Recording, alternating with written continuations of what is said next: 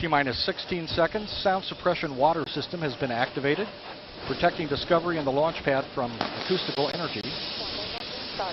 We have a go for main engine start. T-minus 5, 4, 3, 2, 1. Booster ignition and liftoff of Discovery, hoisting harmony to the heavens and opening new gateways for international science.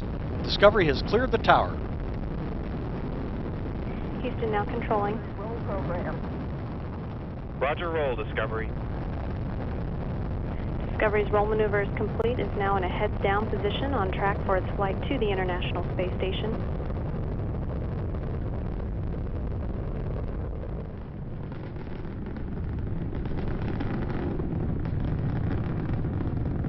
Discovery 7 miles downrange at an altitude of 2 statute miles.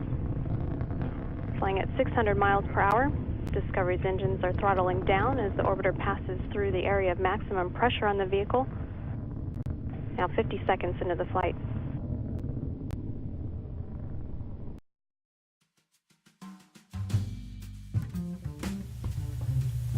Our NASA work was slowing down some. We were doing parts for Worthington Pump Company, and we were we were making turbine blades for the Navy. Reagan had brought the old battleships out of mothballs, and they needed spare parts. So we were building turbine blades for them, and NASA kept slowing down. This next thing is some pictures of the old full-size wind tunnel. She was completed, I think, 1931, and completely torn down in 2011. But she designed most of the airplanes that were used in the 30s and in World War II. Trainer planes, fighters, bombers, seaplanes. They designed the P-38, which was the first fighter plane that we had that could fly all the way to Germany to escort the bombers and come back. And she was actually built for strafing and bombing as a fighter bomber. And but she escorted, and later the P-51s escorted the B-19s, B-24s, B-26s, and then finally the B-29s, B-25s.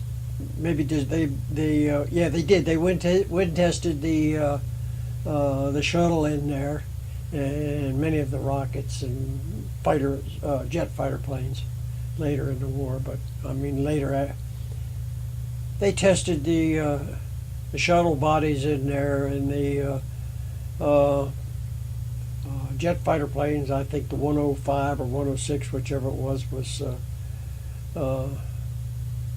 was tested there. And but 2011, it was all over, and SpaceX was the new kid in town.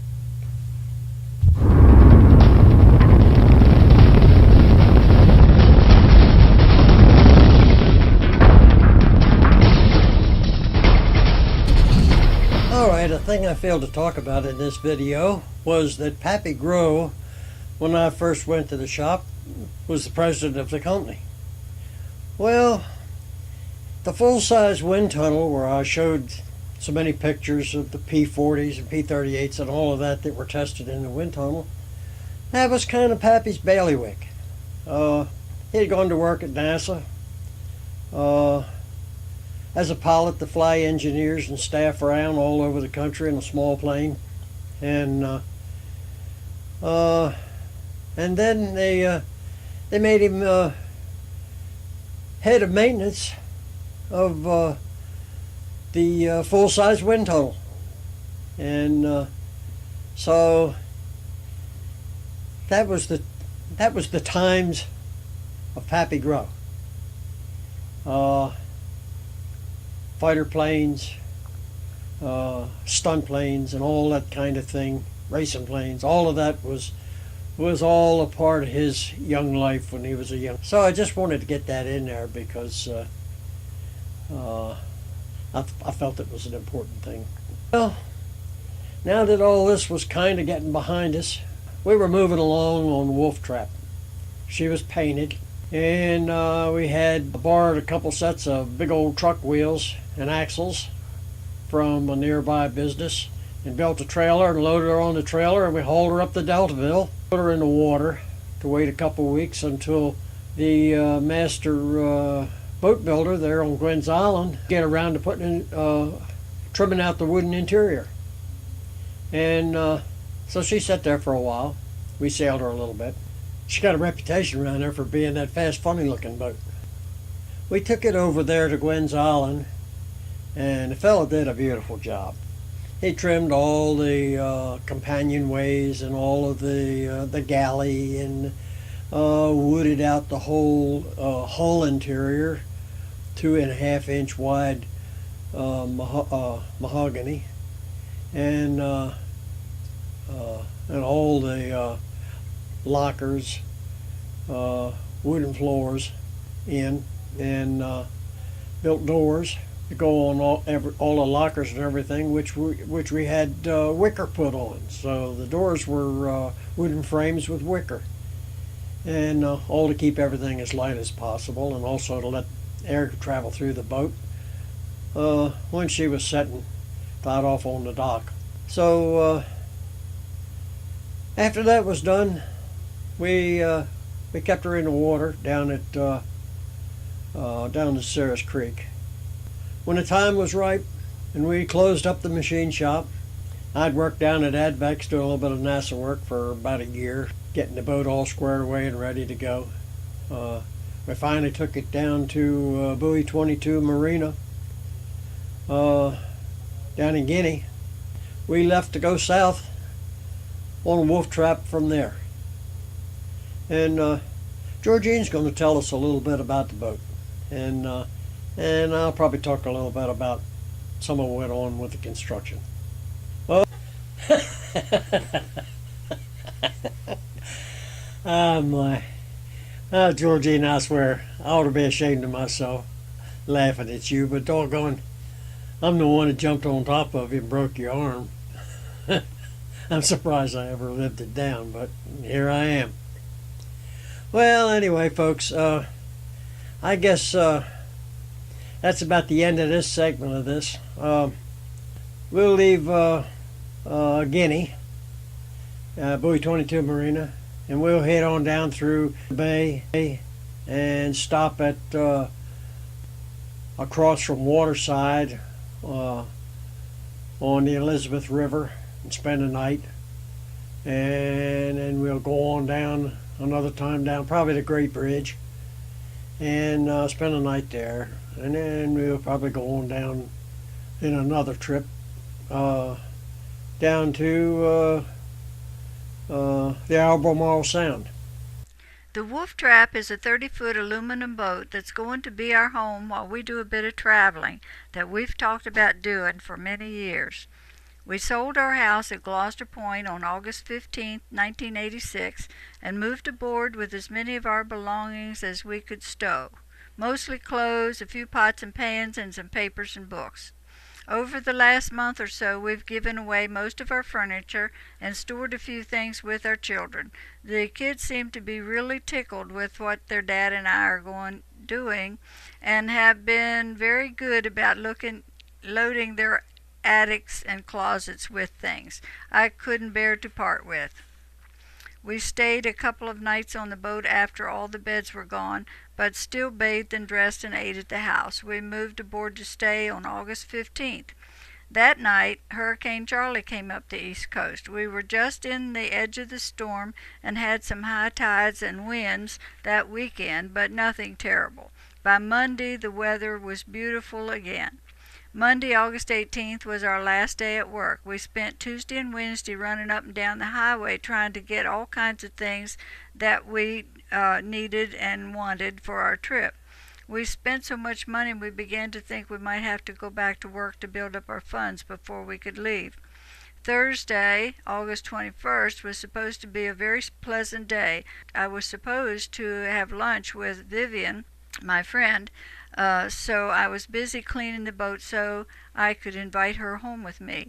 I showered and dressed and was in a hurry because I was late. As I started to get back on the boat from the finger pier with my cosmetic case and handbag on one arm and a towel and dirty clothes in the other, I got my foot tangled in our electrical cord, which we had across the pier, and lost my balance. I grabbed the side of the boat with my left arm, and Doug came across the cockpit to help me. The boat had started moving away from the pier as soon as I leaned on it, and as Doug jumped to the pier, he slipped and fell on top of me, and down I went, head first, into the water. My first thought was that I was really going to be late now because I'd have to shower and dress all over again. However, that wasn't going to be my big problem. As I started trying to help Doug get me out of the water, I realized that something was wrong with my left arm. Doug got me out of the water and undressed and dressed me and took me off to the doctor's office. I thought I had pulled my arm out of place, but after x-rays they found I'd broken my arm right at the shoulder and I'd have to wear a sling and keep it strapped to my side for weeks. 7 weeks, as it turned out. It really hasn't been funny having a broken arm, especially on the boat where you can use more hands most of the time. But it's been funny telling people what happened. Most people can't keep from laughing, and it really must have been funny to see what happened. I wish we'd have had our video camera working. We had to delay our leaving on our way south, and we've had plenty of time to visit our kids and get things ready to go. The time has gone by really fast. We stayed at Cook's Landing a couple of extra weeks at Gloucester Point so I could visit the doctor, and then we sailed to Deltaville to visit our daughter Tina. We stayed at Ruark's Marina for a week and then sailed up the Rappahannock to Parrots Creek and visited our son Scott. Back to Deltaville for a few days to take care of a few odds and ends, and then back to Cook's Landing. I visited the doctor and got to take off my sling. It will be a while before the arm works right, but I have a bunch of exercises to do, and hopefully it'll soon be as good as new. Doug has to repair an exhaust hose that came loose, and then we plan to start our trip south, Monday or Tuesday of next week. We want to go to our grandson's first birthday party tomorrow and visit our foster daughter Teresa and foster grandson Canaan before we leave so we can get a few more hugs. I'm afraid I'm already missing everyone. Finally, we are actually leaving on our way south. We still haven't done everything we intended to do, but we'll do it on the way. The weather has turned cold, down in the 40s at night, and we're anxious to go. On Wednesday, October 15th, we left Cook's Landing at about 10 a.m. with the wind out of the northeast at about 10 miles per hour. We only sailed about half our time out because the wind kept dropping and we'd start up the engine. A big cruise ship passed us as we left the York River. I guess all those people had been to visit Yorktown. The temperature stayed in the 60s all day. I was really cold and miserable. Boats passed us all day long heading south. We stopped at Holiday Inn Marina at Portsmouth for fuel and ice and anchored just outside the entrance, which was at the beginning of the inland waterway. Doug built a fire in our charcoal stove first thing so I could thaw out and get us some supper. We were both kind of excited about finally being underway.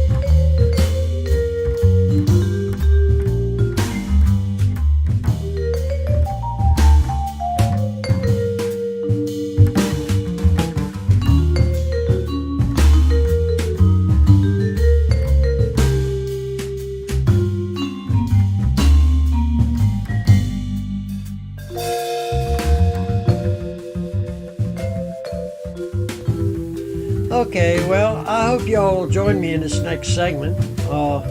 And don't forget to punch that little round button with my face in it to subscribe. I'll really appreciate it. It helps me a lot. Thank you. Bye-bye.